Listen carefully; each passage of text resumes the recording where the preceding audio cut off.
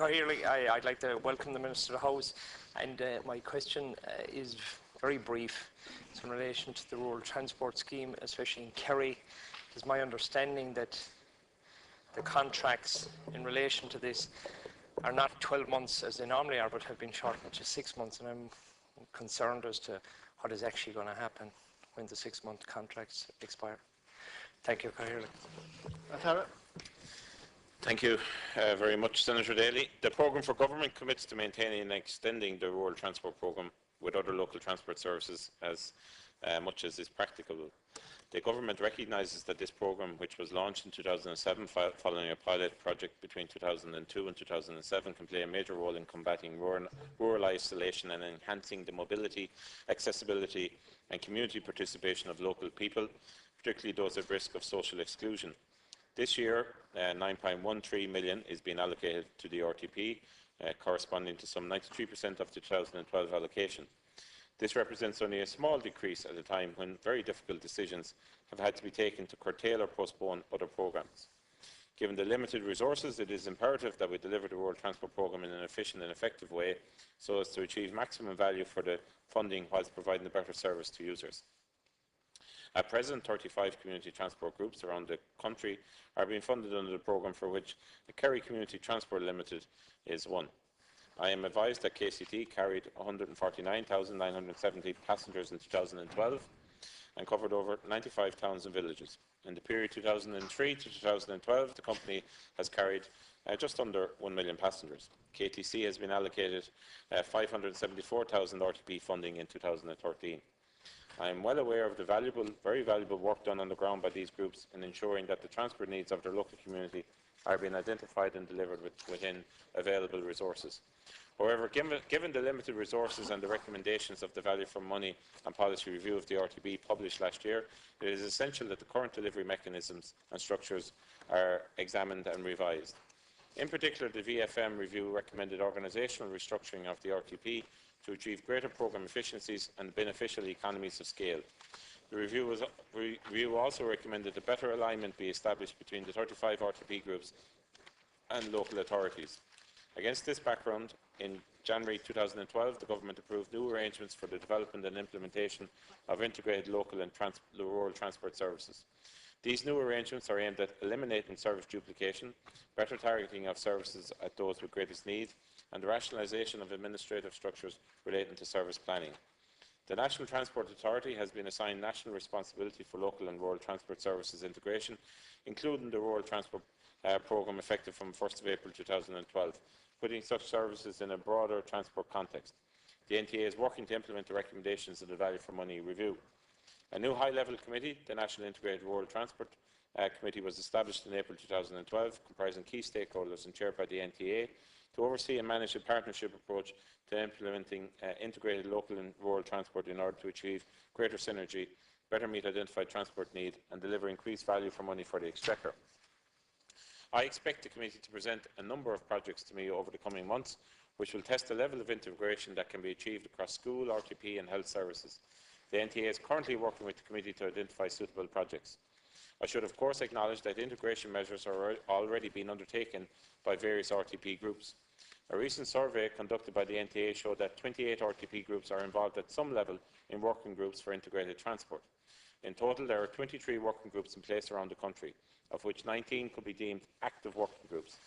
As a result, some very valuable groundwork is already being done to raise awareness of transport integration opportunities, to establish working relationships with key stakeholders at local level, and in a number of cases to advance integration projects towards implementation of services on the ground. In relation to the revised organisational structures, work is underway to determine the optimal structure for the delivery of rural transport from an efficiency and service perspective. Discussions are taking place with the Department of the Environment, Community and Local Government, the County and City Managers Association and the Rural Transport Network in the context of aligning the new structure with the local authority structure. Any revised structure must be devised having regard to current economic policy and the public service, including employment and pay policy.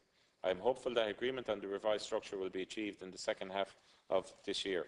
It must be clear, however, that the current structures of the RTP are not sustainable if the required efficiencies and savings are to be achieved.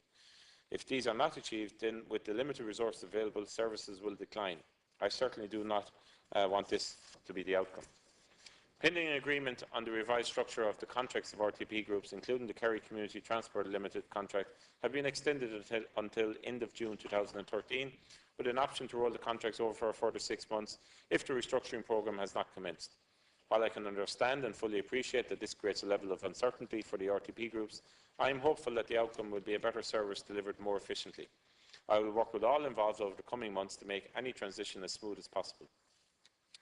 Rural transport is a critical component of public transport services that is vital for the development of a fully inclusive society, both from a social and economic perspective.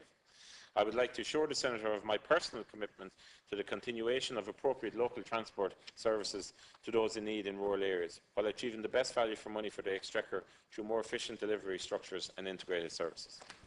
Senator Daly. Thank you, Claire. Can I just say that I see is well aware the rural transport scheme in Kerry is a vital piece of infrastructure, especially to combat social isolation for people who are living alone and who, except for the rural transport scheme, would be, I suppose, isolated not only from their towns and from their neighbours, but from people of their own age group, which the rural transport scheme manages to bring together. I note his answer. I'm not entirely, I suppose, convinced that the people in the rural transport scheme in Kerry will be comforted by the words, and I know that he says it could roll over if agreement hasn't been reached, but I fear that there's a lot of issues to be ironed out on the ground, and that if the rural transport scheme is cut back in any way, that the people on the ground will suffer the most, and that obviously is something that we would not be happy with and would not support. I suppose, Minister, all I can say to you is, as the situation develops and unfolds, I'm sure we'll be back and have you back in the chamber again. Thank you, Cahill. Senator Antara. Thank you very much. I'm well aware of the issues in relation to rural transport down in Kerry, as the Senator knows fully well. I know the area extremely well, including your own town. And I've also actually visited the group about a year ago, I'd say, or more. But we are stuck in a structure where there's a value for money report. We do need to meet certain requirements out of that. There is a defined amount of money. There is a defined, I suppose, requirement that we have to meet, given the economic finances.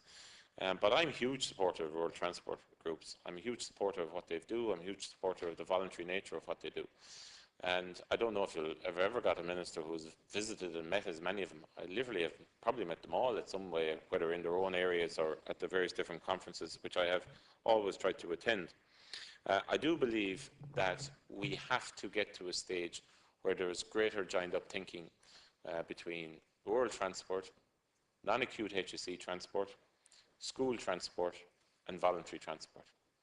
And this in tandem with the rural Hackney licence, which is a proposal that's come out of my own department as well, would help to deal with the service issues as regards transport in isolated rural areas and all the social and economic consequences of that. We're making a lot of progress on that. For instance, we're very close to tendering out some school routes as regards the fact that they go into and from villages and towns all over the country, servicing schools, and the buses come back and do the reverse routes empty. Now, for me, that's an issue that should have been addressed many years ago and is being addressed. The HSE, obviously, for many years have been spending quite a quantity of money on non-acute transport, particularly taxis, and we're working groups on that. So all in all, all of this aligned with trying to work with local authorities to ensure that there is consistency in approach. For example, there's no point in 15-seater minibuses going down roads and trying to service areas where there isn't joined-up thinking with the local authorities as regards making provision for those buses to be able to go in those areas, and a lot of other areas too that the local authority can help with. So lining up all of those areas together, I think not alone can we negate the fact that obviously the economic circumstances, there isn't as much money there, but I think by joining all that up, we can actually free up more services and create more services for rural Ireland. I think that, aligned with lining it up with national transport services, public transport services. For instance, the Journey Planner, the National Journey Planner now, which has been launched, has all the RTP services in it as well. So if people are getting buses, they can, national buses, Bus Air and private buses, they can also then connect up with RTP services as well. All of this helps to embellish the services in rural Ireland.